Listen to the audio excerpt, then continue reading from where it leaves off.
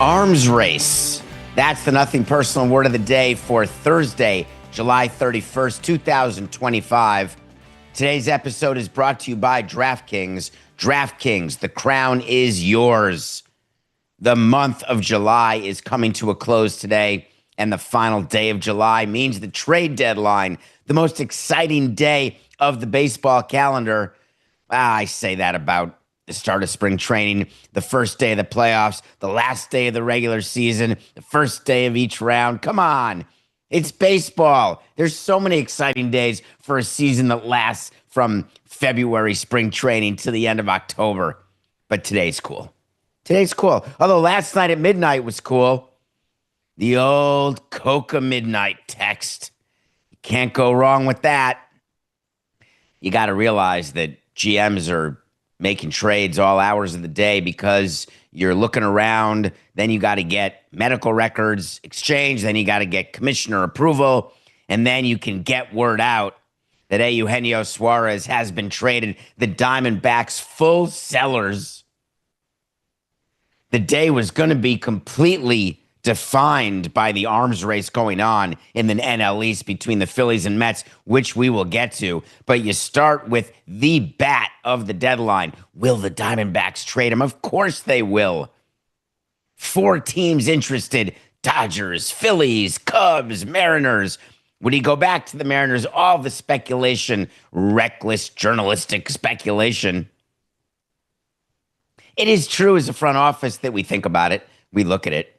We're looking at all the tweets, and we were looking at all the reports and the highlights and who's talking about what. We had people monitoring game broadcasts to see whether or not the GMs would do any interviews on the game broadcasts in the days leading up to the deadline, just trying to get all the information you can. And then when social media really became a thing, you can focus on social media. Hey, get in here to the baseball interns. Monitor the Mariners' social media account. See what's shaking. Articles coming out left, right, and center. Who's buying? Who's selling? Who's doing both? The Diamondbacks are out of the playoff race. You heard it on Nothing Personal. Come here for some fact bombing. The facts are that the Diamondbacks are doing exactly what they should do, and they shouldn't be done. They still have, after having traded Naylor to the Mariners, after having traded Suarez to the Mariners, now they've got to think about Kelly and Gallen. People in Seattle are loving life. Jerry DiPoto sitting at the Hall of Fame induction of Ichiro like Cashman, working the phone, figuring out how much money can he get from ownership, figuring out whether it makes sense to bring Suarez home in a way that reunions can often not work, where you feel like you're trying to recapture the glory of past days. You do recall that Suarez was a Mariner. Wait a minute. You recall that Suarez was traded from the Mariners to the Diamondbacks. You do recall that the Mariners needed to dump Suarez and the Diamondbacks took on the money. It's the best thing about baseball. It's the best thing about all sports, even sports with a cap, without a cap. There's teams going 2 different directions at all times. Some are going up, some are going down. Diamondbacks down, Mariners up. The conversation that Jerry DiPoto of the Mariners has with his ownership, John Stanton, the very generous John Stanton, who was very inclusive of all of the people and hosted a great dinner party for Ichiro in Cooperstown with a wonderful tribute video and giveaways. It was really quite something, the private party that the Mariners did for Ichiro to honor him. But when you're asking your owner to take on almost $5 million, that is not an insignificant amount. There are very few teams that budget to take on $5 million at the deadline. You can budget money in advance to take on money at the deadline. You can budget in advance that you have to shed money at the deadline no matter what the team is doing. It happens. But $5 million is a big number to take on. When people will ask and analyze today, and you look at trade grades, Mariners, C, Diamondbacks, D, A, B, everyone wants to trade deadline breakdown. Everyone's talking about the prospects. Well, the prospects that the Diamondbacks got from the Mariners, that seems like a low haul. 3 for 1, nobody in the top 10, top 100. It's 4 people in the top 300. Let me tell you that the money part of it is looked at. The control part of it is looked at before the prospect part is looked at. When we're doing trades, we put it all together and look at everything in totality. But the way it breaks down and how the discussion goes, it starts with how much money are we taking on? How much money are we saving? That is the first part of the trade talk. Second, is this a rental? As an example, Suarez, total rental. We'll get to what the Twins did in trading Duran to the Phillies as part of the arms race with the Mets and explain why Duran, who has more years of control, not a rental, you've got to give more. Money, control, prospects. Once you understand the money, once you understand the control, then you can talk about the value of the prospects. And the irony, of course, is that the value of the prospects is TBD, no matter what. Whether it's the number 4 and the number 12 prospect in their system. MLB.com's number 16 and number 69 prospect. Baseball America's 2 in the top 100. When we're sitting doing the trades, when every GM is sitting doing the trades, please remember, it never comes up where the prospects are ranked. Ever. Suarez back to the Mariners is interesting to me. Love the fact that it was at 9 o'clock Pacific time. Love the fact that the Mariners are helping on the offensive side. And don't be the Mariners fan. And I know you're out there listening. Don't be that person, please. Where was this a year ago? Where was this 2 years ago when we had the best rotation last year and there was not enough offense and we didn't do enough adding? Don't be the negative Nelly. Look at what your team has done for you at this moment and enjoy August, September. Will the Mariners be able, who are now tied for the last wild card with the Texas Rangers, will they be able to catch Houston? Possibly. Will they be able to hold off Texas? Unlikely. Will they be able to go to the playoffs with Texas? Very possibly. Can Cal Raleigh stay hot? Has he cooled off? Has the home run derby done something to these players? No. Have there been fewer home runs? Yes. Is that normal? Of course. No one sits on a pace. There's a reason 62's the record. I loved what Cal Raleigh said about the Mariners front office. It's like a dream for your player to say it. This is what we talked about in spring training when I was looking to sign here long term. And these were the things we talked about, these moments. It makes you feel good about those guys following through. Horse hockey. I love you, Cal. I really do. I mean, I don't love you. I like you. I like you greatly. But during the course of a long-term deal, I can assure you, you're going to be a buyer. You're going to be a seller. You'll be both. It doesn't change what you should feel about the front office. The front office needs to decide whether buying or selling makes sense.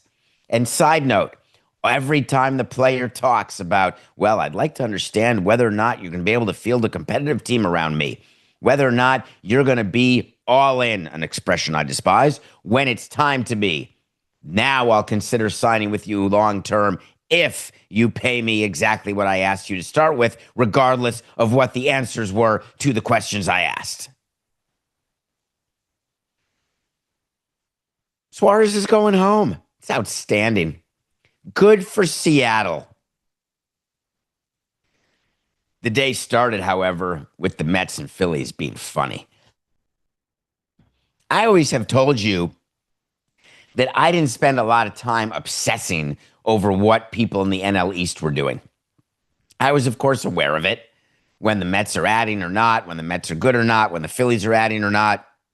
I was much more focused on our team, who we were going to add, why it was necessary to buy or sell, what our position was. We very rarely, if ever. Now, the owners sometimes would do this, and owners do this, but executives really don't.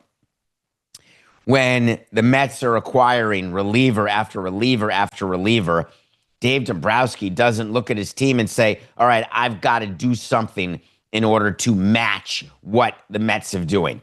I've got to acquire a reliever now because the Mets have. Does John Middleton, the Phillies owner, call up Dave Dombrowski and say, dude, are you paying attention to the fact that the Mets traded for Soto? Not that Soto. They signed that Soto. The Soto from the Orioles. No. I am paying attention to that because it went even crazier, John. The Mets, not just did they acquire Soto, but did you see what they did today? Pretending I was having the conversation yesterday. They got Tyler Rogers from the Giants. Tyler Rogers, the twin brother. Tyler, the one who looks like Chad Bradford. It looks like that he's going to hurt his pinky on the dirt. That Tyler Rogers. The Tyler Rogers who has a 1.80 ERA this year. That Tyler Rogers.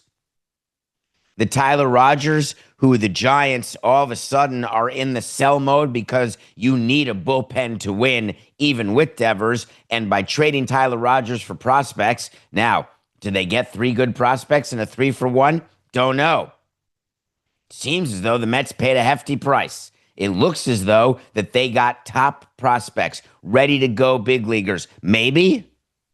We'll see, but that's not really what I was focused on. I was focused on the Mets realizing in their desire to win the World Series, you can't have a bullpen that is 26th in ERA for the last 2 months. You're not going to win. You can't have a bullpen that gives you the most losses in baseball in the last 2 months. Who's walking everyone, blowing saves left, right, and center. You know that your starting pitching is mediocre with a capital M, which means your bullpen's going to have a lot of innings, which means you got to bolster it. This is standard for David Stearns to look at his team and realize this is what he needs to do. So when you acquire Soto, you say, that's a good start. Let's go get Tyler Rogers. You go get him and say, that's good. Let's do more. And then they get Ryan Helsley from the Cardinals, who led the league in saves last year. Don't forget, this is a closer. Is it crazy to have multiple closers, multiple eighth inning guys? No, it's exactly what you need. As the season winds down in the next 2 months, there's a third of a season left, plus an extra month in October. Bullpen arms end up like jelly. I want to say that better, Coco. 4869. As you get toward the end of a season, if you're going to have a deep playoff run, your bullpen arms are going to act and look as though they are kaput. Where the bullpen arms are so tired that they're blowing saves, giving up hits. And if you can have an opportunity to have more than one closer, you take that opportunity. Plus, you know in the playoffs that starting pitching that doesn't start is going to relieve in the playoffs. We saw it with the Dodgers, won the World Series in 20 with Urias, the starter, holding the ball, the final out. Last year, Walker Buehler holding the ball, final out. Very, very common for starters. We used Josh Beckett, Dontrell Willis. We used everybody as a reliever. That's what you do because no matter how you slice it, no matter what year it is in the baseball calendar for the last 25 plus years, bullpen arms can't make it a full season, which is why it is so important to sign bullpen arms that are mediocre in the offseason. What do I mean? We would ask our scouts and our GM, find us a bunch of middling bullpen people. We'll offer them $1 million to $2 million, bring them onto the team because we could hit it big. Hitting it big is when you have a bullpen arm who outperforms and is really hot during the season up to the deadline. Then you get to trade him and get back a haul because that is what contending teams want. And if you're contending, great. You keep the bullpen arm. If you're not contending, you move them along and you get to cash in. You can't be married to your bullpen arms if you are a general manager. They are interchangeable. They come and they go. Long-term deals for bullpen arms rarely work. You have to be the best of the best in order for a long-term deal to truly work. It is so smart of the Mets to go get who's hot. Doesn't matter that Tyler Rogers is going to be a free agent at the end. Totally different than a rental bat. A rental bullpen arm is exactly what you should want as a team. Rental bats, harder to explain. Rental starters, cool, like CC Sabathia with the Brewers, great rental. But in general, a starter with control more than just the year of the trade is preferred. Bullpen arms, not required. Is it a benefit, as we'll see with what the Twins did with the Phillies? Yes. But is it required? No. So the Mets build up their bullpen. They're feeling good about themselves. And then they read what the Phillies do. And I got the feeling that you all thought that Dombrowski was doing this by getting Yohan Duran. Were they doing this because they were responding to the Mets? Are you aware that the Phillies had their closer suspended for steroids? Do you remember Jose Alvarado earlier in the season? He hasn't pitched since the middle of May. And since then, they have not been able to figure out who is going to close games. And you're not going to get through October if you don't have at least one closer. And the Phillies were looking at the fact that they had zero. What do? You go out and get a closer. When you can get a closer that has multiple years of control, the way Duran has, you're going to have to give up more. Whether he is this effective for the multiple years you have him under control, you worry about that later. The Twins, who are moving a closer with control, can expect to get a better return than the Giants, who are moving a pitcher, Rogers, bullpen arm, great setup guy, with no years of control. Did the Phillies give up more to get Duran than the Mets did to give up both the Cardinals and the Giants bullpen arm? And the answer is yeah. When you trade an 18-year-old catcher, that's no joke. When you trade a starting pitcher who is ready to be in the big leagues because he's in the big leagues, do not be swayed by his 5+ ERA. Mick Abel is a quality starting pitching prospect ready for the big leagues. When you can say that you are getting back a player who is, when you're making a trade, you're trying to fill your pipeline. We've talked about that. Filling your pipeline goes from guys who are 18 years old and they're in single A or high A and they're 3 years away, maybe 4 years away. Then you fill it in with a double A guy, a triple A guy, and are ready for the big league or in the big leagues. That's called filling the pipeline. And when you have an opportunity to fill your pipeline in multiple ways in a trade, you like that. Do the Twins, should they be looked at askance? Is it an issue with the sale of the team that they traded their closer? No. I heard that one going around yesterday. Makes zero difference. The price hasn't gone up. The price hasn't gone down. It is zero difference that Duran is not on the Twins anymore. What the Twins' value is, zero. When you're marketing him and you're making him available, do you try to extract the most you can? Yeah. Do you go to a team that's in the same division as a Mets team that's done a lot of bullpen business? Yeah. Do you expect then the Phillies to overpay for Duran in a response to what the Mets have done? No. You just got to know your customers. Dave Dombrowski, he loves this. He is always going to give you a premium for what you have because he recognizes, bless his soul, that what matters more is the big league team. We're here to win with this group of guys. Hard stop. I happen to love this trade. Dave Dombrowski said, between Duran, we've got Robertson coming back. Remember, David Robertson getting $16 million prorated, not ready to pitch yet, hasn't pitched all year, getting $8 million. Anyway, Dombrowski said between Duran, we've got Robertson coming. We're pleased with his progress.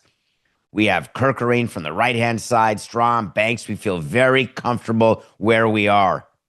And remember, they do get Alvarado back, but he cannot pitch in the postseason. You have to remember that. When you are suspended for steroids, you have to serve the 80 days, and he will be back to help them get to the playoffs. He'll be back August 18th. However, come October 1 or whenever game 1 is of the playoffs, he will not be on the roster. That is an agreed upon punishment with the union, that when a player is suspended for steroids, they are ineligible to be on the postseason roster. Unbelievably selfish. Unbelievably. Who has the advantage as they sit here today, Phillies and Mets, with what they've done? I am reserving that answer because in just under 11 hours, unless you're not on the Nothing Personal with David Samson live YouTube page, which please go to Nothing Personal with David Samson YouTube page, hit subscribe. You can see us right now live. If you're on the DraftKings network, thank you, but it's likely 8:20 at the moment. No problem. We're on at 8 a.m. to 10 a.m. on the DraftKings network. You can also just listen to us whenever you want. So just fill in the blank. The trade deadline is in 10 minutes. Well, if it's 5:50 p.m. Eastern and you're listening to this, then you're right. It's in 10 minutes. But I am not, as I sit here now, going to give you winners, losers, grades, trades. Let's see how it all finishes out. There will be trades that will be coming through until 6:07. Remember what the deadline is, not to announce a trade. That is to get the trade officially called into the commissioner's office. You don't even have to have the players moved on your roster, off your roster, or on your roster by 6 p.m. It's they've got to be called in and approved by the commissioner by 6 p.m.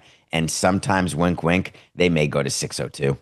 Don't tell anyone because it's a total violation and they can choose which trades they let go after 6 p.m. and which they don't. But every once in a while, 6:02, he can squeeze one in with a little call to the commish. Shh. That's very, very private. It's another trade that happened yesterday that I enjoyed greatly. Greatly. I love that the Cincinnati Reds did a trade with Pittsburgh to get Ke'Bryan Hayes. Do you remember when the Pirates signed him? It was a big deal. You were all so happy. And I said, just because you sign a young player and guarantee what he's going to get during arbitration years and buy out a few years of free agency, it doesn't mean the player's going to be with your team the whole time. It means you've just had cost certainty. But everyone gets so excited, or the opposite. They get despondent. How come my owner isn't signing any of my young guys? It's actually such a fugazi. It doesn't mean anything. Are the Pirates right to have traded Hayes? Yeah, he stinks. Now, he's a good fielder. That matters. I love fielding. You need defense to win. I'm in. But, man, when you rank 165th out of 166 qualified hitters in OPS, I'm just throwing it out there. I don't want to pay you $7 million. That's just me. Maybe in this day and age, $7 million for an all-glove, no-bat guy is what the rating is and what you want. The Reds are trying to actually make a push here. They're only 3 games back in the wild card. That said, it's very hard to climb over teams, very hard to get in there. Could it matter having him? Well, it made for a good story because they traded Taylor Rogers, who is Tyler Rogers' twin brother. So both twin brothers got traded on the same deadline. They used to be teammates a couple years ago. Not teammates anymore, not teammates now. My only thought here is that the Reds are taking on $7 million this year. They got to pay him $7 million next year, $7 million the year after, $8 million the year after, $8 million the year after. This dude is signed through 2030. What was celebrated in Pittsburgh is, oh, all right, maybe things are better. Well, you should be saying things are better because that is a waste of valuable resources to pay that amount for Ke'Bryan Hayes. Now, why would the Reds do it? Nick Kroll, who's the president of baseball operations, had the perfect response after this trade about why you make this trade. If you're selling, that means you're losing. If you're a buyer, you're in a position to qualify. You're in a position to potentially get to the postseason and see what happens. So you always want to be a buyer. That's the most important thing. Well, I have a surprise for you, Nick, and you know this. Duh. Yes, I'd always rather be a buyer than a seller. But what I don't want to be, which I was way too often, is a delusional buyer. That's the worst thing to be. How do I know it? Because that was me. A delusional buyer is when you think fans are going to feel good, you think you're going to feel good, you think the owner's going to feel good, you think the clubhouse is going to feel good. Don't worry, guys. We got Carlos Lee. Let's go. Come on, guys. You don't like seeing Rodney walk in that door? Let's go. We got this. Oy vey. Sorry, I just got distracted by all the terrible buying I did. All right, let me feel better. Hey, look, guys, it's Gilbert Arenas coming in to be another closer. We have Braden Looper and Gilbert Arenas. Hold on, we may win a ring. Boom. And then Nick Kroll kept going in his quote, and he said, these guys are playing really hard right now. You want that to continue and to give them support as best we can. The thing of it is yeah, you do want to reward your clubhouse. We talked about it. There are clubhouses that deserve to be rewarded, and there are clubhouses who do not. True. You are the Reds. You're adding some defense. You're adding a starting pitcher. Remember, they rented the Rays starting pitcher. He's been decent. He started 22 games. Little. He's got an ERA under 4. But it's a good starting pitcher. You watched Martinez go last night against the Dodgers. You're like, you know what? We've got some quality here. We've got a chance. We're going to reward this clubhouse. We're only 3 games back right now. We got this. Players respond to that, do they?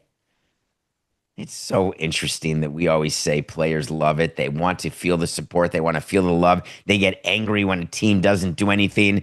And there are going to be teams that wake up tomorrow after a team meeting and be like, oh, man, our front office abandoned us. They didn't do anything. You're going to have some teams like Cal Raleigh of the Mariners, like what Nick Kroll wants the Reds to be, which is, hey, everything's great. We did this for you.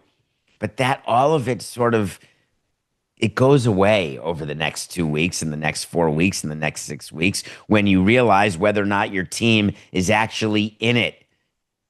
And then it goes away totally by the end of October. So while it's nice and important to do things for the fans, to do things for the clubhouse, when you are running a baseball team and you are an executive, you've got to have not just that in mind. You've got to think about the ramifications of the deals you're making during the deadline, the financial ramifications, the personnel ramifications, the pipeline ramifications, next year's team ramifications. If you're allocating money, just think about this for 1 second. If you're the Reds right now and you know what your payroll is, because the owner, the good owners, are not just giving GMs the payroll for this season or what they can take on at the deadline this season, they're also giving the GM what the payroll is for next season. And a good GM and a good team president is always thinking about next season and this season. And you're telling me that having Hayes on your payroll, if you're the Reds, at $7 million next year, is that an allocation that you are interested in? The Reds are making the deal as though they are. And I'm telling you, you wake up sometimes after a great night, your memory is that everything was perfect. And then you sort of open one eye, you look around, you look left, you look right, you look down, you look up, and you say, oi, get me out of here. There are teams that go through that because they're all going to wake up when their season ends, which it will for 29 out of 30 of them. When their season ends, they look left, they look right, they look down, they look up, and they realize that all of it may not have been worth it. Very happy that the Red Sox made a trade because you gotta do it for your fans in your clubhouse. When you trade Devers away and say we're going to be good, and they've been good, way better than the Giants, great trade, no doubt, but you got to follow through on everything. You got to make the big trade. The Red Sox, with 1 day to go before the deadline, they pounded. You want to talk about impact? They got Steven Matz from the Cardinals. Yeah. Now, Mets fans may remember Steven Matz. Cardinal fans may remember. He did cash in quite a contract. He's now 34 years old. He can start. He can relieve. I always like that. If your baseball people come into your office, David, we've got a great pitcher for you. He can both start and relieve. Well, doesn't that mean he's a failed starter? Shh, you're not supposed to know that. It's funny. The Red Sox are 17-7 in July, tied with the Brewers for the best record in MLB this month. That's what you had to do. Craig Breslow is just whistling Dixie out of his tuchus right now. John Henry is saying, told you so, right to his staff of analytic gurus. Tom Werner is saying, find me a hit. Show. And the Red Sox are saying, all right, we cannot just catch the Yankees. We're going to catch the Blue Jays. We're going to win this division. We can do this. Let's make an impactful trade. Let's get a starter. Sandy? Nah, come on. Let's get a starter. Merrill? Kelly? Nah, come on. Let's get a starter. Cabrera? Come on. Let's get Stevie Matz. He's really a bullpen guy. Shh, don't tell anyone. Is he going to really start for the Red Sox, Coca? I would just find that hard to imagine. I think he's going to end up in their bullpen, even though he could do both. I don't want it. For my Boston guys, you know I love you. I'm in. Let's just not pretend that this is the trade that's going to somehow put the Red Sox in a position to say, look, yeah, we told you we were going for it now. We brought in Stevie, little Steven. Let's do the review, please.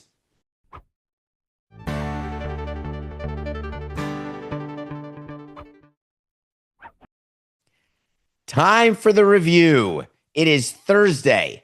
That means we get to review a movie from our top 100, and I've got a movie right smack down the middle, number 50, in honor. That's funny how the random number generator works, Coca. But trade deadline week, and we get to review my number 50 movie, which is Field of Dreams, which I got to watch again this week because that's my commitment to you, that I'll rewatch every movie from my top 100 and then let you know, should it be higher, should it be lower? Of course, when I watch it, it's Waterworks. If you haven't seen it, what are you doing? Kevin Costner is a farmer in Iowa, married to Ed Harris's wife, saying to himself, I hear voices. She says, I don't hear voices. He says, I hear voices. I've got to find a way to build a baseball field in the middle of a cornfield. And then the brother of the wife, Timothy Busfield from 30-something, who's now a director, married to the former head of SAG-AFTRA, Melissa Gilbert, says, hey, I'm going to take away your farm because you don't have enough money to pay your mortgage. And Kevin Costner says, mortgage? I've got a baseball field. Can't you see how amazing this is? And everyone says, are you crazy? And then he says, hold on, I'm going to double down on my crazy, get in my little orange van, and go find James Earl Jones? James Earl Jones. Terrence Mann, the author. I mean, it's so spiritual. Moonlight Graham. Ray Liotta. Throwing from the wrong side is Shoeless Joe Jackson. If you build it, he will come. There's a lot of whispering from the cornfields. Someone who used to be scared and slept in light, totally scared of the dark, totally scared of voices, totally scared of being kidnapped, just totally scared of everything. When I first saw this movie, there was a lot of whispering. A lot of whispering. Freaked me out. I got older, got over it, and then realized it's all right to cry. Crying gets the sad out of you. Heads up, Rosie Greer. Coming for you in age. A lot of jokes here, Coca, that no one's getting but me. I'm so sorry. Rosie Greer is the oldest living NFL player, I believe. I think he's in his 90s. Free to be you and me. Field of Dreams was great. If you don't get emotional about having a catch with your dad, whether you like your dad or don't, whether you have a dad or not, well, you do, because originally you had a dad, whether you know him or not. Just the ability to have a catch with the dad, unreal. Ease his pain. Whose pain? Who's got pain? I do. All right, random number generator. What do we got, Coca? to review next Thursday, where I will be in Miami hosting the Levitard show next week, Monday through Thursday, because I'm going to my first baseball game in 8 years on Sunday. I'm getting excited, Coca.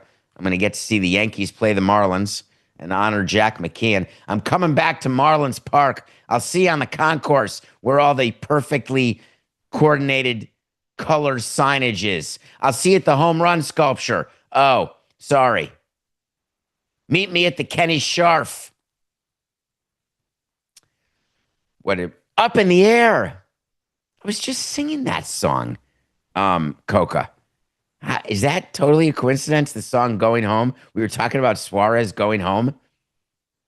Get it? There's a song from Up in the Air called Going Home because Up in the Air is George Clooney. He's never home. Anyway, it's my number 8 movie. Up in the Air is one of my top 10 all-time movies. I've just watched it. I'll watch it again, of course, but I've seen it quite recently. For those of you who want to know what I'm reviewing Friday, because I will watch it today, but it'll have to be after the deadline, I want to watch On Swift Horses. Why? I'll let you know if it was worth it. I came 1 inning away from predicting exactly how Shohei Ohtani's month would go.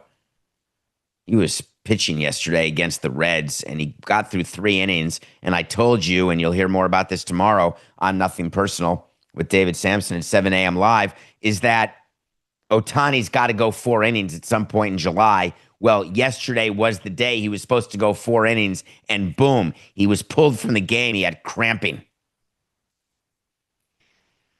Do you know when pitchers get cramps and they try to pitch through them and they don't tell anyone, and we get so angry that we sit down with the pitcher and say, would you like to miss a year because of your stupidity?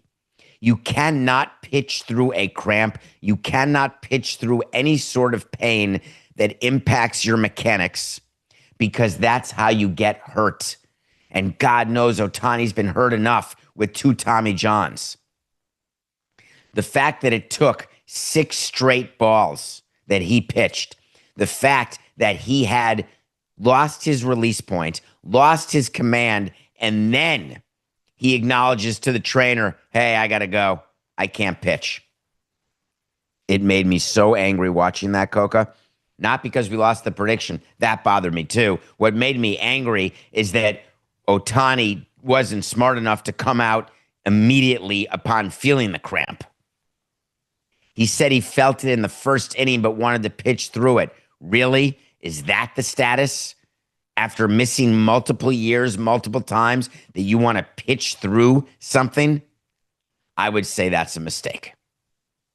The Dodgers are happy they're getting Blake Snell back. He's going to pitch this weekend. He hasn't started since April 2nd. Lest you forget the depth in the Dodgers pitching staff that was injured. Remember when they were like Houston, when they had teens of people on their injured list?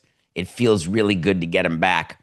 The Dodgers, who have not been really the best team in baseball, July will end with the Brewers as the best team in baseball, at least if you count record, which I don't think there's any other way to count it. But the Dodgers are getting reinforcements. Ohtani's not going to miss a start, by the way. I wouldn't expect. Nothing personal pick of the day.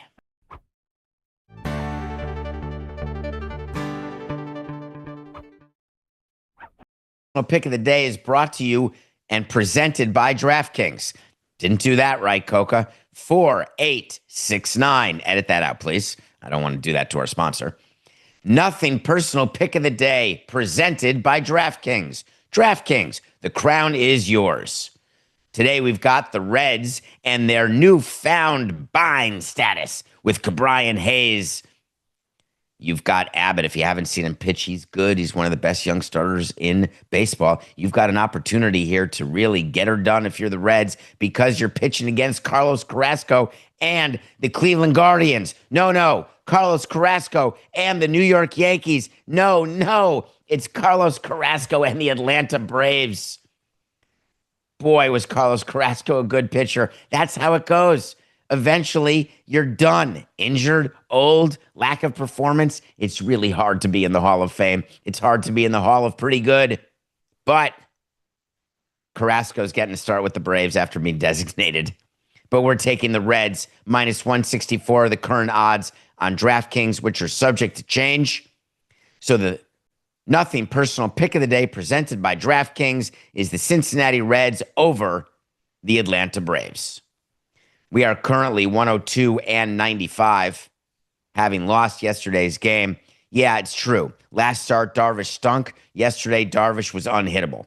Yeah, it's true. Clay Holmes, the Mets, terrible. Disappointing. They were slight favorites over the Padres, and I thought that they'd perform. But guess what? They did not. So we lost. We're 102 and 95. We're not giving up the ship. There were a bunch of other games, Coca, that I could have gone to, but I didn't. But definitely could have. I was thinking about the Rays-Yankees. Did you watch that game by chance yesterday? Did you see that the Yankees came back and they were down in the 8th, they were down in the 9th, they were down in the 10th, and they won it in the 11th? Do you know how hard that is to do? Think about that. When you are down in the 8th and you come back to win, that's hard enough. Well, you're down in the 8th and you tie it, and then you're down again in the 9th, and then you tie it. That's sort of crazy. Then you're down in the 10th, tie it, and then you win in the 11th. So the total number of teams to do what the Yankees did last night, it's why baseball to me is the best sport there is, because something cool happens all the time. The total number of teams to do what the New York Yankees did last night is 0. The total number of teams to have a shortstop as bad as Anthony Volpe, 0. Volpe made another error. The thing is that if you have a guy who can hit and you need hitting, do you sacrifice defense? Of course you do. But do you sacrifice it to the point that Volpe, where he very well may have the yippers, at some point, if you're going to be saxed or knoblocked, you've got to sit. And there's no way that he's going to be DH. And so the fact that he's still hitting is a positive, but shouldn't be enough that you think that that is a World Series winning infield. It was a pennant winning one, but the errors have gotten out of hand. The defense has gotten out of hand with the Yankees. And Aaron Boone continues to team up with Brian Cashman to let us know that everything's fine here. He said, we got to get over it. We got to get through it. One thing's for certain, he's really, really good out there. But he's not, Aaron. You know that. He's clearly had some struggles, little indecisive on that last throw. I want to talk to you. We can't show the video because Metalark doesn't have that kind of cash. Neither do I. Because to get highlights from MLB, you got to call Noah Gard, and then you got to pay. You got to pay a lot. And we don't want to get demonetized on YouTube because so many of you are watching on YouTube. Thank you. But when you say that a player got indecisive on a throw, I want to explain what that means. Indecisive is when, from an infielder standpoint, you take the ball. Sometimes it manifests as a double pump. That, to me, is not indecision. That is, if you don't have the right grip and you don't feel it right coming out of your hand, you pump once, then you take it back, cock again, and throw it. By that time, the way they've done the distance between home and first and the speed of a ground ball hit, it's so amazing that you have to do it well and perfectly, single pump, and then it's a bang-bang play. It's just how baseball was created, the physics of it. It's incredibly interesting to me. You do a double pump, and all of a sudden, possibly the runner can beat out the throw. Or sometimes you short arm it. That's not indecisive. That's just an error. A short arm is when you take the infield ball and then you throw it and you release it at the wrong time and you bounce it to the first baseman. Now, if you've got Derek Lee or you've got an above average first baseman who is a great Freddie Freeman type, who understands and learns how to swipe a ball, do you know what that's called? What we would call that sort of defensive first baseman? An ES. An ES is called an error saver. Error savers are amazing because on the short hops, if the first baseman doesn't get the short hop, the first baseman doesn't get the error. It's the fielder who threw the ball that short hopped the first baseman. That's who gets the error. And Volpe, who is short arming or missing the first baseman or bouncing it in there, whatever he's doing, and Rice or whoever's playing first can't get to it, guess what happens? He keeps getting errors. What worries me most is that Volpe said, I've never really experienced something like this. I know what I'm capable of. It's obviously frustrating. It's not discouraging. I know the standard I have for myself, Volpe said, and I'll keep pushing myself to prove it to myself every day. Every day's a new day. I love that. It's totally true. Every day the sun will rise. Who knows what the tide could bring? Well, the tide keeps bringing errors. And when you're a GM and you're looking at your team and you're looking at a player who continues to commit errors at a rate that is unacceptable, when you've got players who don't know the damn number of outs the way Austin Wells didn't know in the ninth inning, there's enough going on with the Yankees that Brian Cashman could look at that team and say, add? You're lucky if I get you Slater. That's the best I'm going to do for you. You think I'm going to add? Guys don't deserve add. Do you think he could ever say that to the Yankees? Do you? Do you think that the Yankees have the guts to bench Volpe or to trade for a shortstop? Can you imagine if they could find like an infielder who would be available who could play shortstop? Would they bench him? I got to believe that, yes, at some point you have to. There's a series I can't wait to watch. Pay attention, please. You got the Rangers and the Mariners going. Remember the Rangers and Mariners, they're tied. The Mariners who just brought in Suarez. You got the Rangers who are going to be making moves. There are only 3 games today.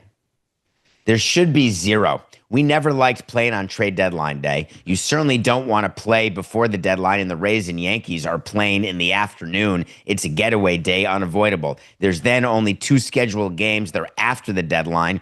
So the GM has to be of the Braves in Cincinnati. Chris Young of the Rangers has to be in Seattle because you got to meet your team after the deadline, and you'd rather not do the deadline from the road in your hotel at all, or then fly in, which you don't have time to do. MLB can't get to a dead day on their schedule that it just will not work out to get 162 games in the 185 days, but you minimize it. I love the fact there's only 3 games scheduled. The focus should be on the deadline. It is the most exciting day in baseball, and the reality is that this is what Rob, I believe, will always talk about, is having a day like this where everything stops.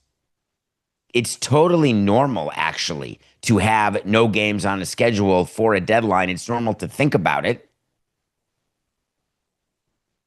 I think going forward as part of the new TV deals, that having the deadline special game would be interesting to me.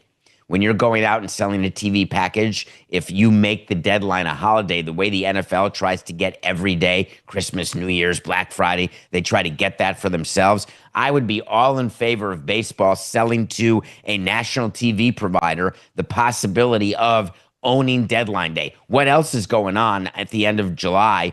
Make it so there's only 1 game on the slate, a national game. Make it at 8 p.m. after the 6 p.m. deadline. Or if you want to be a 7 p.m., then make the deadline 5 p.m. That's no problem.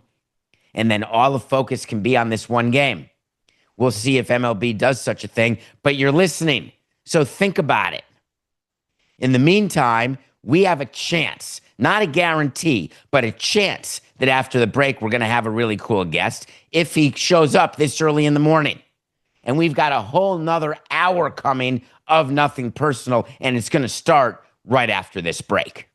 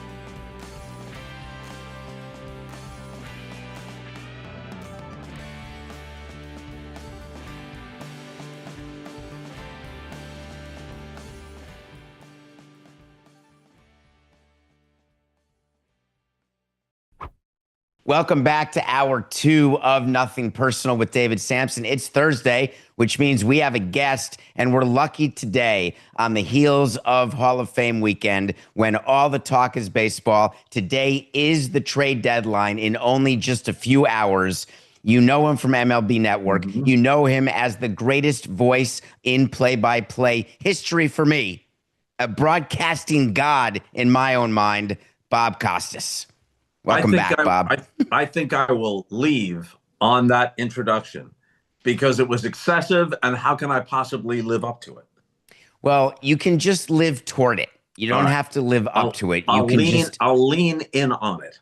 Like Ichiro's speech where he talked about dreams and goals, we can say that this is not a dream of yours to be a broadcasting god. It's an actual goal that I would argue, and many others would too, that you've achieved it. Well, that's a very nice and perhaps inflated way to put it, but I had a pretty darn good run. I'll settle for that. It has been an amazing week in baseball. Mm-hmm. Yesterday, a bunch of trades happened. We know what's going to happen as we head towards 6 o'clock, but I still have Hall of Fame on my mind, thinking about the weekend, thinking about everyone and their thoughts of Ryne Sandberg and Dave Parker. Dave Parker did not make it to his induction, but his son did him so proud with that speech. And the Cobra's poem at the end, I just was smiling because I was looking at it. And like when you see someone from your high school days who you assume hasn't aged, and then when you see them for the first time, you don't quite recognize them. I was looking at who I thought was Dave Parker because his son is an absolute twin. Yeah, pretty close. We should also mention Dick Allen's widow, Willa, did a very fine job as well. CeCe's speech was very good, but as could have been expected, if you had to just pick one, his famous or infamous, depending upon your point of view, interview with me in 2003. The interview itself in total was great, but all that survives for most people is the 38 seconds when I asked him what his favorite American expression was. And that was his cryptic reference when he said, "I have bad teammates," right, Bob Costas? That's what he was referring to, because after he said his favorite American expression was "August in Kansas City is hotter than 2 rats in a bleeping wool sock." And then after I cracked up, because that was the only time he spoke English the entire day, he was speaking through an interpreter every other answer, every other exchange. We all know now that his English is remarkably good, but at that point it wasn't. But he had that phrase down. And after the laughter subsided from me and the crew, he looked around, very satisfied with himself, and he said, "I have bad teammates," who obviously gave him this expression, which he didn't exactly have 100% right. So when he said, "I've had bad teammates," right, Bob Costas, I think maybe a third of the audience got it and laughed, and the rest of them were like, "What's he talking about?" Oh, I think it was more than a third, and I'll tell you why. Because A, it lives as one of the glorious things on YouTube, but B, it is. The irony of you being associated with that. You're a serious guy. And listen, people who know you, sort of like Ichiro, you're funny, you're charming, you're interesting, but you are associated with Ichiro for that comment that he made and for that joke, and it makes me laugh. Well, it's been all over the internet for more than 20 years, but I don't know how the algorithms work, but obviously with last weekend being Hall of Fame weekend, it got pushed to the top. So it got a whole lot more clicks over those 2 or 3 days than any other 2 or 3 day span. Tell me about your favorite memory, because we were trying to talk about Ryne Sandberg, and I was trying to explain to somebody, either on the show or a friend of mine, how to understand a player of his caliber on the field. And my memories of him when he was managing the Phillies in Marlins Park. And if you had to describe Ryne Sandberg and do it in a way that can people understand in terms of today's game, how would you describe him best?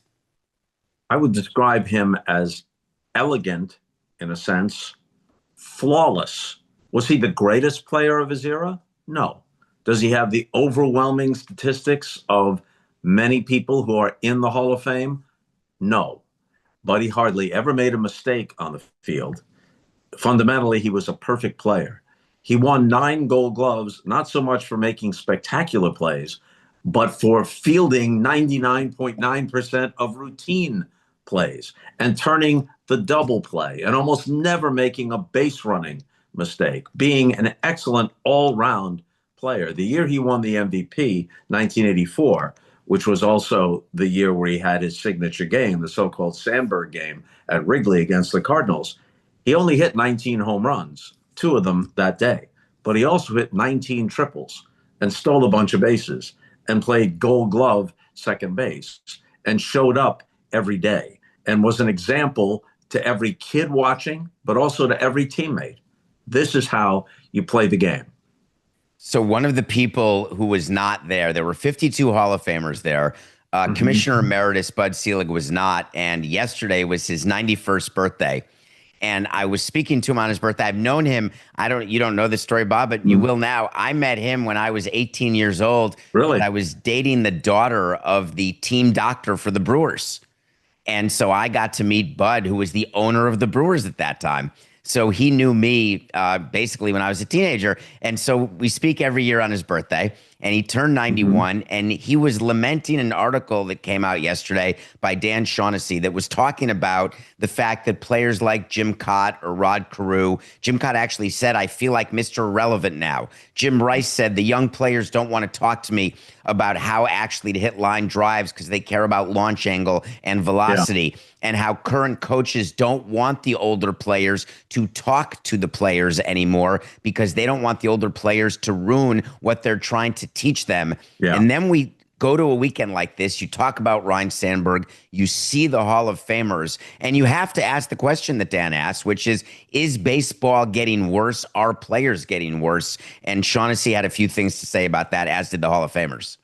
Having not read Dan's column yet, I can't dive too deeply into it. In some respects, the game is better because the players as a group are more athletic and they're receiving specialized training, a specialized form of fitness that goes not just to baseball, but to the specific position they play. So you can't say that players of an earlier era were better athletes, but there was a different approach to the game. And some of this is generational. When Ryne Sandberg passed away this week, all the highlights of his career came up, and the Baseball Network is going to replay the entire Sandberg game, I guess, this weekend. And for a lot of people, it'll feel like the baseball they grew up with. But some of that is just, look, you can understand why somebody might, they'd be wrong, but some 20-year-old might say, what's the big deal about the Beatles? But we know because that's what we grew up with. Even if you could say to someone of our generation, and I'm a little bit older than you, here's somebody now just burst on the scene. They're objectively, and it's hard to be objective about music, but objectively, they're as good as Bruce Springsteen or Billy Joel or Motown's best or the Beatles. It can't land the same way. That's the music of our youth. Ryne Sandberg and that era, the players from that era, are the baseball that a huge chunk of Americans loved. So it's not an objective fact that that's better or worse, but I know why people connect to it. Some people connect to it more. When you get into a discussion, and I'm thinking about your days in the NBA, and one of the great debates about, who would beat, people love doing this. Which team would the Golden State Warriors beat Michael Jordan's Bulls, the best Golden State team and the best Bulls team? Who is it? LeBron? Is it MJ? And I think it's the same argument, which is it's super hard to compare eras. The play was different. The players were different. My good friend and yours, Red Hulsman, we would talk about today's game, and he died a long time ago. Pat Riley and I would talk about it, that the game is so different today. It doesn't mean it's better, doesn't mean it's worse, but no pick and rolls. It's all isolations, but it's also just a reflection of what people think. And certainly in baseball with analytics, what's the most efficient way to get a win? Right. Because the truth is all you're trying to do is win. So I can't really begrudge today's baseball, but I do recognize the difference. Yeah, and the same thing in the NBA.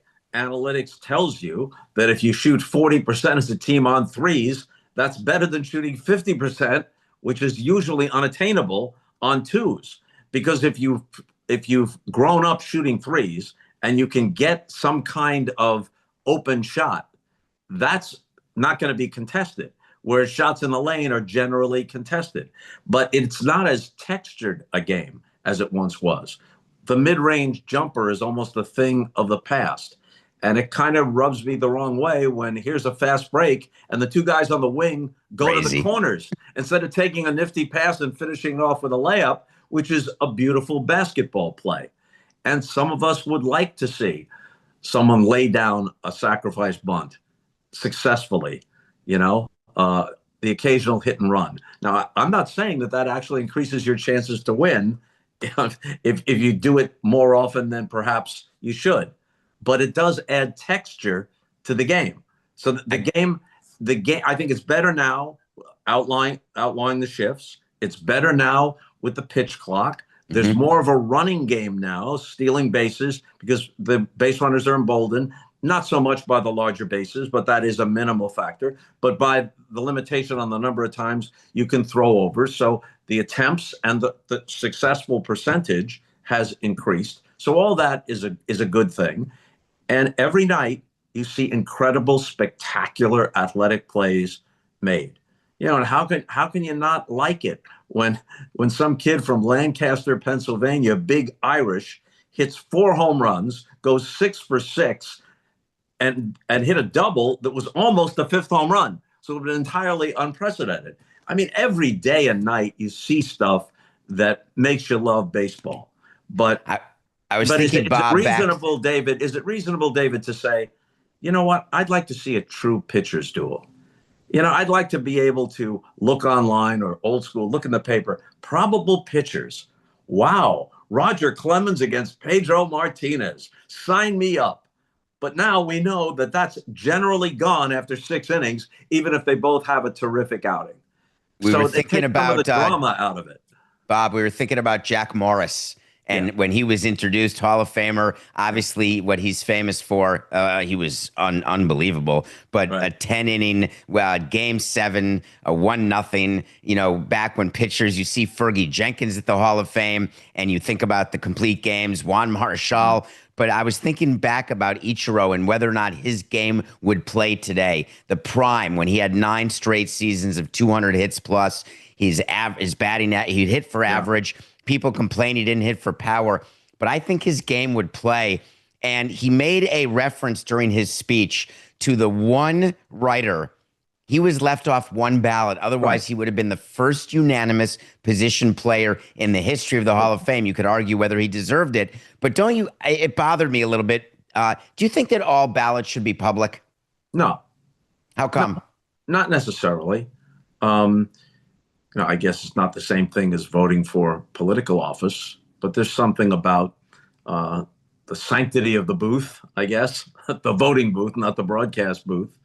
But in a case like that, you hope that in the case of Derek Jeter, who also missed by 1, and Ichiro, that man or woman would come forth and explain their logic on it.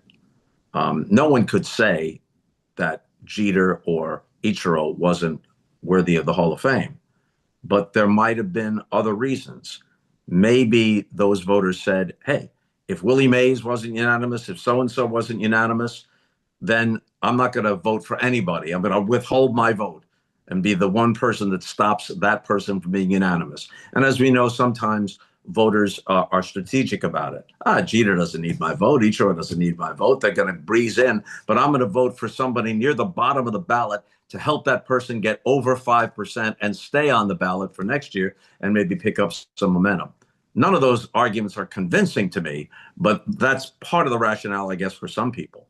I guess my view was that I understand why you don't have to tell people who you voted for president or city council. Right. When you're talking about the Hall of Fame, it's a far more public. It's a huge responsibility for a small number of people. If there were only, here's the analogy in my mind, if there were only 500 people who got to vote for president, and that's it, I think that it would be necessary for the public to understand who voted for who and why. And that's why I've always viewed the Hall of Fame as an example of that. Your argument is better than mine, and you've won me over. And, a lot of writers, even if their ballot isn't particularly controversial in any respect, they will put their ballot out there and explain both their inclusions and their omissions.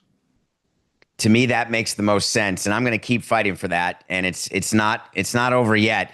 And we're talking about the game of today. I want to get back to that a little bit. We talk about pitch clock. We talk about bases, the disengaging the rubber rule.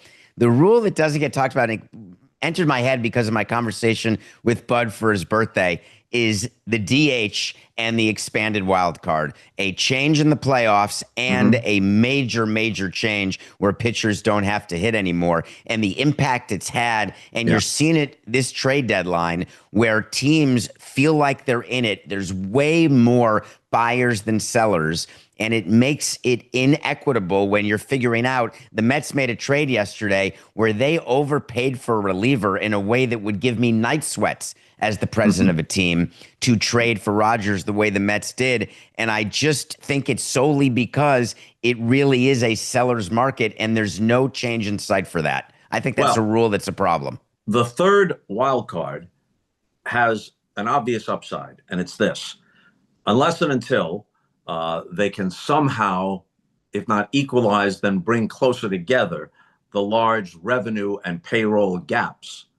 What the two central divisions and the idea of three wild cards does is it gives you a chance to get in if you can win 85, 86 games.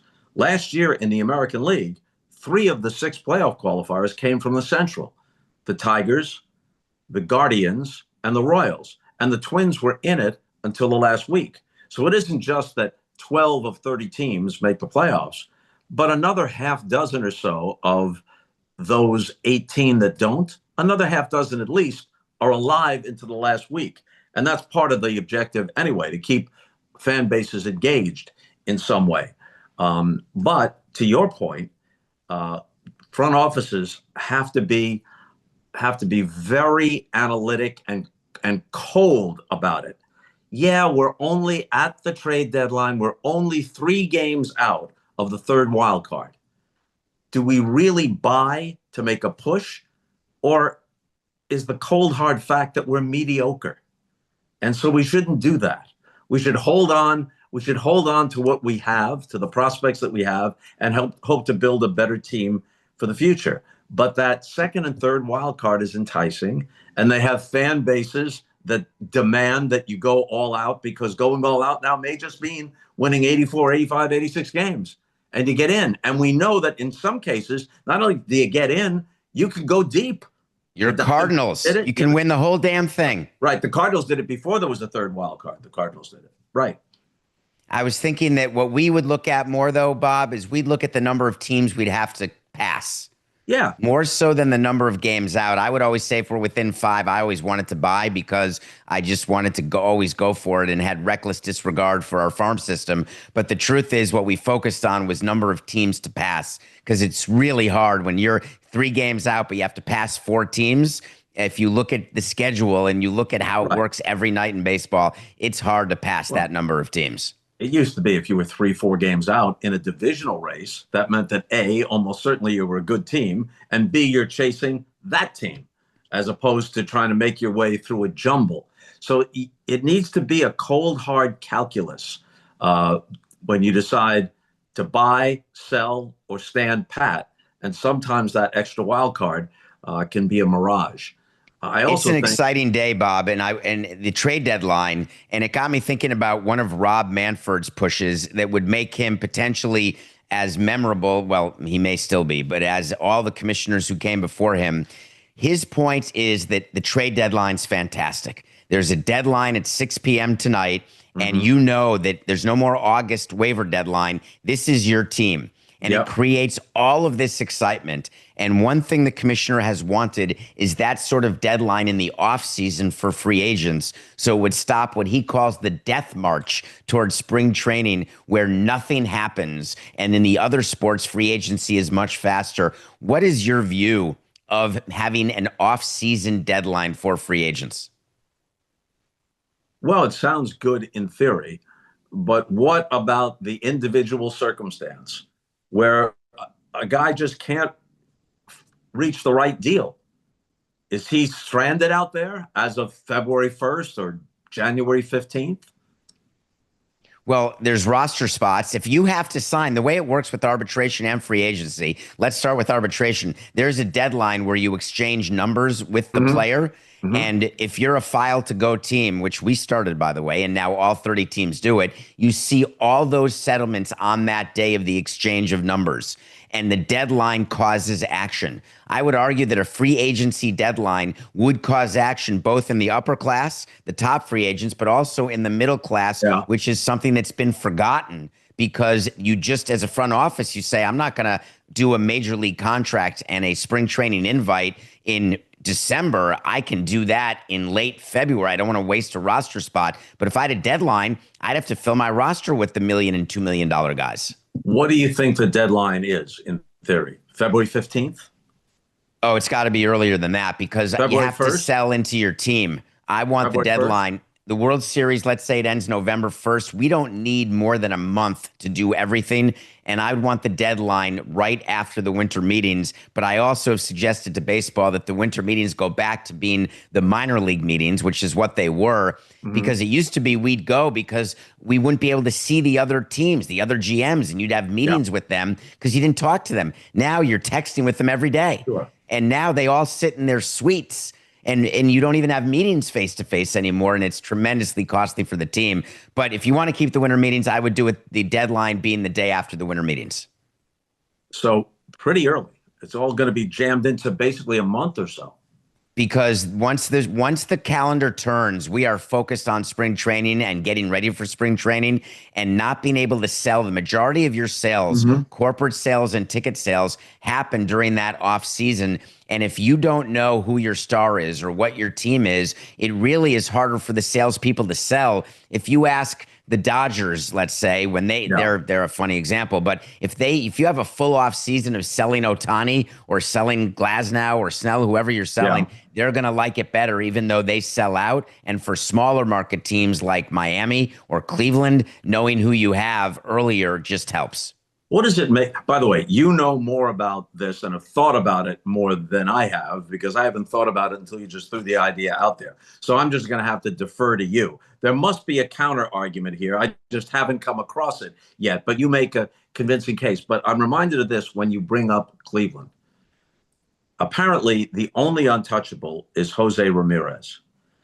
Stephen Kwan is at least up for grabs if the offer is right. You're a fan of the Cleveland Guardians, who have been competitive for the last few years, have had some exciting postseason moments. If you trade Stephen Kwan, what do you say to your fan base? Not just what are your best players, but what are your most appealing players? And he's young and in the prime of his career.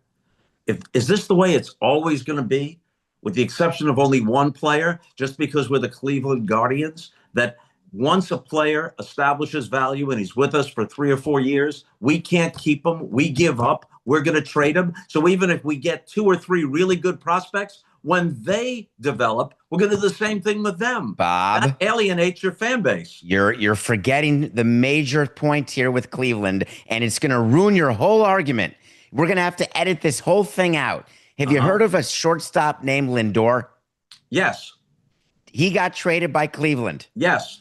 And Cleveland has been good. Yeah. They're back in the playoffs with other players. There's always the next player. The purpose is not to do what I did, which is buy high and sell low. The purpose is to do what the Rays do and other great front offices when you trade people at their maximum value, not their minimum. It's understood if you're a Rays fan, and it's worth noting that there aren't that many of them. Often it's fans of the other team who show up at Tropicana Field. But if you're a Rays fan, you know that that is the unique business and operational model of your team. This is what they do. But Cleveland is a more traditional franchise. And I'm just saying that fans like to be able to say, not if the team stinks, then you got to, clean house. But they like to be able to say, this is at least the core of our team. Not that we're going to shuffle the deck almost every year or every other year and wind up, like Jerry Seinfeld says, you're just rooting for laundry. You can't have a favorite player anymore. You're just rooting for the Mets because that's what the laundry is. I've always argued that I like rooting for the front of the jersey more than the back of the jersey because the front of the jersey will never go away. It'll never let me down. But listen, I've been dealing with that argument forever. I don't know what to do, Coco. We're out of time.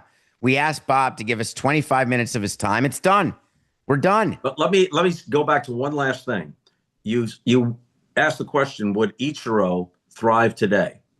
It's worth noting that he thrived in the middle of a bludgeon ball era, which was part of what made him so appealing. Because of his personality and his style and his excellence, he'd be appealing anyway. But he was such a counterpoint to what was going on in baseball in the early 2000s, playing a game that Ty Cobb would have recognized. Now, at that point, no one said, we don't want Ichiro doing what Ichiro is doing. Suddenly, by the way, I'm like in the Federal Witness Protection Program. Everything is turned dark here. but we're near the end anyway. I think what would work against Ichiro, perhaps, at least with many teams, is that now analytics, as we've been talking about, that's in full bloom. It's driving the whole thing. And you can look, even though it sounds awful to say, you see people making the argument, yeah, Ichiro was great. He got his base hits. Love Ichiro. Excellent at what he does. But what was his OPS? You know, it doesn't match up. We'd rather have a guy hit 240, strike out 120 times, but draw 90 walks and hit 35 home runs. We'd rather have that. Now, would that guy be the poster boy of your team? Would that guy sell tickets like Ichiro did? Would that guy go to the Hall of Fame like Ichiro did? Is that guy almost interchangeable with a bunch of other guys? And Ichiro is a distinctive player? All true. But you wonder whether analytics would sell Ichiro short. I'd hope not. I don't think anyone sells Ichiro short, and I don't want to ever sell you short. I appreciate your time. We're going to have to do this again because we have guests twice a week on Nothing Personal now, and you make our audience smarter. So thank you for your time, you broadcast god. I think you made me smarter tonight. I didn't hold up my end. Later. Bob always holds up his end. I don't know why he would say that. That was a great talk. Thank you, Bob, for waking up early. We appreciate you. I want to make a call. Give me 1 second, Coca. I'm calling MLB. I'm looking to see. I'm pretty sure that I have the number. I think it's just a 212 number. I think if you go to their website and look at contact us. Hello, it's Max Scherzer. Is anybody there? Will anyone take my call? Is this really Max Scherzer? Yeah, I'm looking for the commissioner. Can you believe Max? Before I talk about Max Scherzer, I would like to mention that he's a really good pitcher, like a Hall of Famer. He's going to be in the Hall of Fame. I also remind you what Max Scherzer was like during the last collective bargaining negotiations when he was a royal pain in the tuchus. And I don't mean like a major advocate for the union in that way, because I like a good advocate. I like someone who comes at me with ideas, with thoughts that are different than mine. I like someone who comes at me with solutions that may be to problems that I don't see exist. Teach me something. Be Bob. Max Scherzer has come out and said, I've got questions for you, Rob Manfred.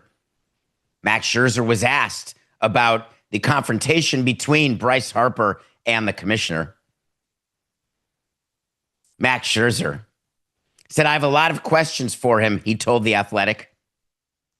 And this was in the aftermath of the situation with Harper and Manfred. Listen to the show yesterday if you want to be reminded about the nose-to-nose situation between Brycey Boy and the commissioner. Scherzer said, I look forward to him coming here. I haven't seen him. I would just like to point out that anyone can reach the commissioner, even a non-Hall of Fame pitcher who's active. Max Scherzer has something in common with Bryce Harper. What do you think it is? Close your eyes and count to 69. What do you got? First name Scott, last name Boris. What a coincidence that Max Scherzer, 41 years old, is coming out and speaking about all of the issues going on in baseball and how happy he is and this is Scherzer being quoted, I'm just glad to hear guys are willing to stick up and stand up for each other. Hold on. Who is Bryce Harper standing up and sticking up for when Boras came out and said Bryce Harper is the poster boy for salaries being held down because of a salary cap? Don't worry about what NBA players make under the cap or NFL players. Let's not talk about that. Let's not talk about the number of middle class and lower class players who don't reach arbitration, who have to end up going to be dentists and other things in their lives because they can't make a living. Let's not talk about the fact that we're not talking about Harper or Scherzer. But it's really good that Scherzer's out there now because Rob had no idea that any players would want to talk to him. He doesn't take the calls. His assistant will say, hey, I've got Max Scherzer on the phone. Nope, can't talk to him. I haven't made it to the Blue Jays clubhouse yet, so therefore, got nothing to say. What a bunch of horse hockey. I know for a fact, literally for a fact, that the commissioner will take any call from any player at any time. Just pick up the phone, Max. You don't have to go public right now. Oh, I'm sorry. I got it wrong. That's not you talking. That's you doing what you did last collective bargaining agreement, which is simply talking on behalf of Scotty Boy. Fine. At least we know the rules of engagement. If you're the players union right now and you're Tony Clark, here's a suggestion for you. Why don't you get Boris's guys to zip it and find spokespeople who are players who are not Boris's guys at the top of the salary food chain, and let's get a conversation going with the majority of your union members. Scherzer said these are conscientious issues. These are work stoppage issues. So you're going to see passion from everybody. It's good to see the passion from all the players across the league. You mean all the player reps who voted for the last CBA when you voted against it? That kind of passion? You mean the passion of the new executive council who's going to work with Tony and Bruce to get a deal done, hopefully, after a lockout is instituted by the owners? Who's going to realize that a salary cap league is going to have a bigger impact on your bottom line? Oh, David, don't you shill for the owners. Don't you do it. Yeah. Having just spent a weekend in Cooperstown with the owners in the commissioner's office, I can promise you, if you think that I'm shilling for them, I wish you were a fly on the wall during the conversations that I had with owners and with members of the commissioner's office. Not shilling, not curt, the opposite. Hey, can you give us a break? I think that there is a situation here, Coca, that happens, and I'm fine. I am fine if this is how it's going to be. If both sides are always going to think that I'm for the other side, then guess what? We're doing our job here at Nothing Personal. It's exactly what we set out to do. When players and commissioners are complaining that all I do is lobby for the other side, victory has been achieved. But don't ever think that I'm going to come off on the side of Boris. Why? Now, when he says something that's worthwhile, that's right, in my opinion, I'll tell you, I haven't shied away from that. When Boris gets deals done for his players that are so out of this world that it gives me night sweats and PTSD, I'm going to point that out, give him whatever lilacs he wants. But having Max Scherzer come out and talk about the fact that he just can't wait to speak to the commissioner. Give me a break. Pick up the phone. You can get him before 10 a.m., before 9 a.m. He's Rob. You can get him before 7 a.m. You want to get him at midnight? No problem. He's up then too. You can't be surprised that Shannon Sharpe and ESPN parted ways, can you? You just can't be. Whether we talked about it or Nothing Personal on the Le Batard show. Do you remember the story of Shannon Sharpe? You may listen to his podcast because everyone does. You may have watched him on First Take because everyone did. You may have listened to Stephen A. Smith stop the presses and do an entire show when Shannon Sharpe got accused of some nefarious behavior. Do you remember when Stephen A. Smith went on the air and said, I don't know what's going to be. I just know this is my friend, but I don't have the facts. Can't talk when I don't have the facts. It hasn't stopped you before. Shannon Sharpe took a leave of absence from ESPN. That leave of absence, as you knew it would, has led to a PLOA. An LOA is just a leave of absence. It can end. A PLOA is a permanent leave of absence. A permanent leave of absence has a synonym. Canned. Fired. separated, divorced. ESPN officially cut ties with Shannon Sharpe. Remember, he is a Hall of Fame player. He is now a Hall of Fame media personality. But you also remember that his ex-girlfriend accused him of rape. You remember that. You remember that in late April, he was gone from ESPN when that suit was first filed. And you remember what he said is, hey, I plan to return to ESPN when NFL training camp. I'm going to better myself. And we said, I don't think so. I find it all very interesting that there's certain things that are okay at ESPN and certain things that are not. I think we can all agree that allegations of rape are not. I think we also agree that sometimes allegations are made that can be proven not to be true.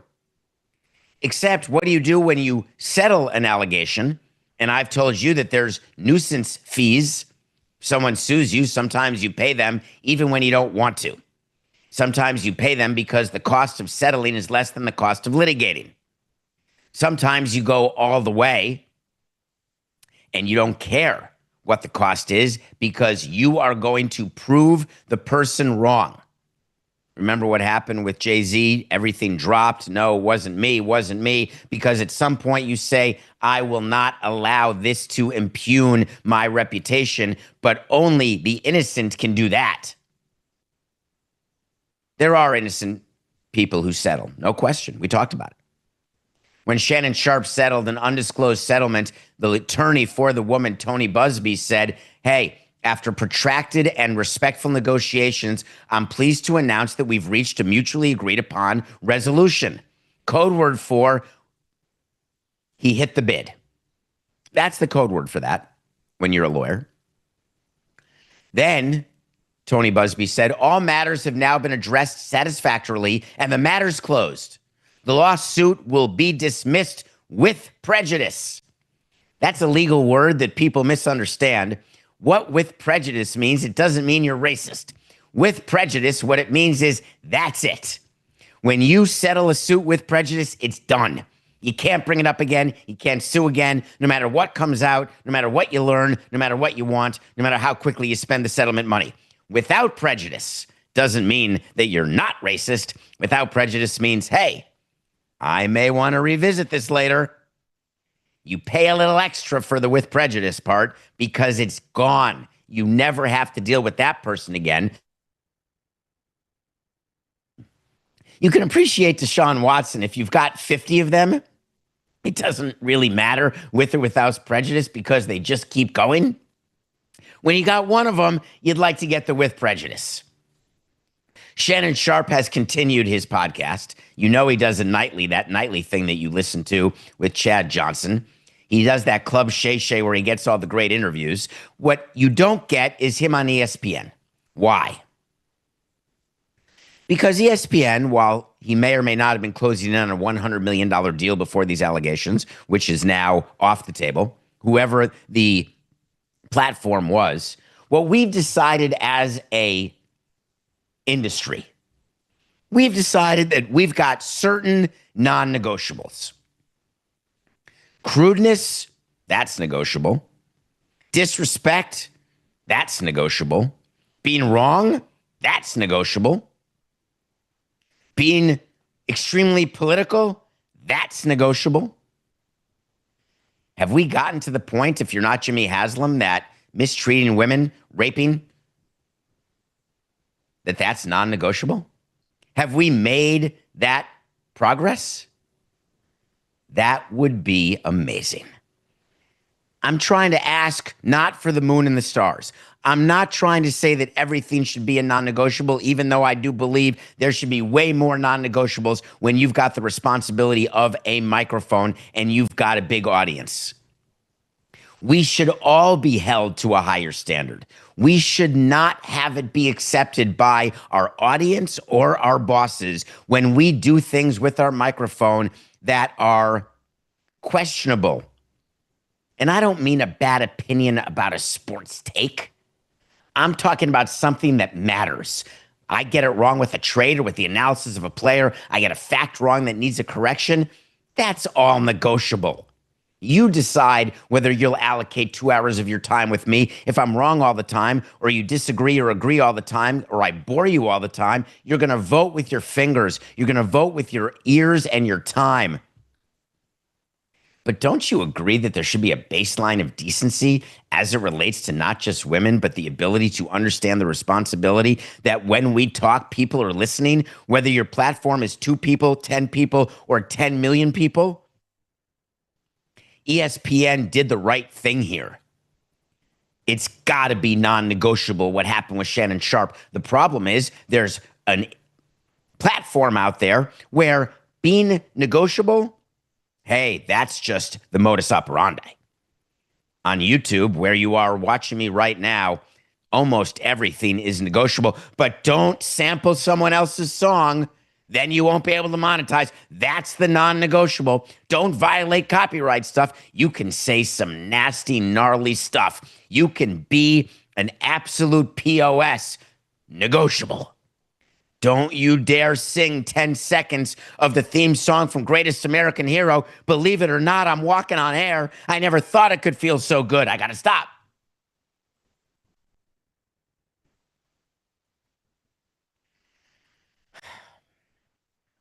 Coke, I'm worked up. I admit it. It works me up. I'm happy ESPN did what it did. It's not that I'm against. Well, you know my view. You know my view. Do you think it's wrong in any way, in your opinion, to host a poker game? How many of you host poker games? Raise your hand. Raise your hand if you're sure that you've had a poker game at your house where your buddies come over, you have some beers, have some drinks, put some chips in the table, play some. Sorry. Do we need to do that again? 4869. How many of you have hosted a poker game, put some chips on the table, put some salsa, put some chips, play some follow the jack, follow the king, follow the queen, 5-card stud, 21, 7-card draw, 5-card draw. Jacks are better. Omaha. Who hasn't done any of that? Well, if you're a basketball player named Gilbert Arenas, guess what? If you are Gilbert Arenas, Coca, you've been arrested. I think we can all establish that there's a difference between having your buddies over for a poker game and going full Tobey Maguire and going full rounders and going to a place, whether it's a rented house, whether it's a mansion, whether it's a back alley, whether it's a basement. If you've got a bunch of strangers coming in and the stakes are ridiculously high, whether you can afford it or not, and there's super big people at the door with guns, and by the way, there's women around if you want a massage or any sort of companionship if you happen to go all in. I think we agree there's a difference there, right? Because so does the law. And why was the former Washington Wizards star, 3-time All-Star, arrested? Because he is being accused of hosting an illegal high-stakes poker game out of his mansion. This is the U.S. attorney announcing this. This is not a small deal. And Arenas was, Coca, is it Arenas or Arenas? Arenas. Thank you, Coca. Yikes. You know, your brain sometimes just can't compute whether it's at 8:43 in the morning or 8:37 or 6:20. So Arenas, with a bunch of people, he's only 43 years old, with a bunch of people, he's made a ton of money playing basketball, as you may recall. He had some other locker room off the court issues, which you may recall. Well, 4 men were arrested with him, and what the count was, conspiracy to operate an illegal gambling business. 1 count of operating an illegal gambling business, 1 count of making false statements to investigators, 6 people arrested in connection with running this illegal high-stakes poker games. Why are we after these people? Do you believe that when you're hosting your buddies over for poker, that you are in the middle of a crime cell? Do you believe that you're in the middle of a mob situation, looking out for Tony Soprano, or maybe wondering whether Joe Pesci's going to come over and play? Or are you there to just have fun, and once in a while still you get into arguments like our players did playing poker on the team plane when they're playing for hundreds of dollars or thousands of dollars in the middle of 36,000 feet over the air above the ground, and they can get upset with each other, and then we got to step in and deal with that. But do you still not see the difference between that and bringing in a bunch of strangers who play together, trying to win tens of thousands, hundreds of thousands of dollars? Not allowed to do it. And when your partners are suspected organized crime figures, one of whom's from Israel, yes, I love Israel. Guess what? There's organized crime there too, like everywhere else. When you are doing business with people like that, you can't be surprised. And Arenas is super surprised. He got out on bond after being arrested. And guess what he said? He said, man, I got nothing to do with this. All I did was rent my house. I wasn't even there. Let me give a quick word of advice to those of you who may have a rental property. You've got to do some due diligence. You can't rent a property to the Unabomber and know it's the Unabomber. You can prove to the court, man, this guy's application was clean as a whistle, like Mr. Clean type bald stuff with an earring. There's no way that I knew he was building bombs in there. I never even walk in. When the people renting your house are people who you know or should have known are involved in such criminal activity, then you've got some culpability. Arenas is going to have a small problem here. It's not that he's going to go to jail for 10 to 20 years. It's that he's got an issue, and it's an issue that is important for the public to understand, that we've got to be responsible for our actions and the actions that come of it. Maybe I'm not the only one who is shocked, surprised, and saddened that if you sell a gun to somebody as someone who works for you and you charge $1,400 and that person takes the gun, an automatic rifle, and drives cross country and kills people at a New York office building, and that you may not get in trouble, maybe we ought to be looking at culpability and how to define culpability. Hey, you going out hunting deer? When you know that there's a person who's got a problem, when you're renting out your house and all of a sudden you look and say, wait a minute, there's a decent chance here that my house is being used for something because I got cameras and I got a bunch of cars coming all the time, and they're strange cars, weird cars, and then there's big people around. And what about all these women that they asked me to get? Oh, I didn't get that. I had nothing to do with that. No. What's the net? You all have a moral compass. You all know which way's north. You may decide to head south from time to time, pretending you're a bird and it's wintertime. That's fine. But eventually it's going to catch up with you. Why? Because we've got the resources in government to do that, to find bad actors who are doing bad things and attempt to stop them from happening. The irony is that we're okay with guns in the government that are being sold, but we're not okay with poker games. I think it's okay to be not good with any of it, and try to make it so that we're all responsible to do the right thing. You want to do a high-stakes poker game? Here's a way to do it.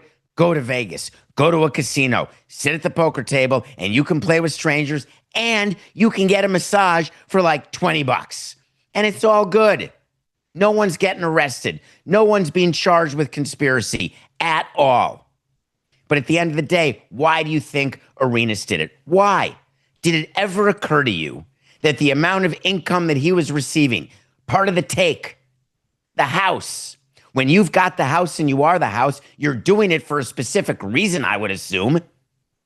You're doing it because when you're collecting money, you get to look at the losers, you get to look at the winners, you get to look at the women, and you get to say, hey, it's just business. This is nothing personal.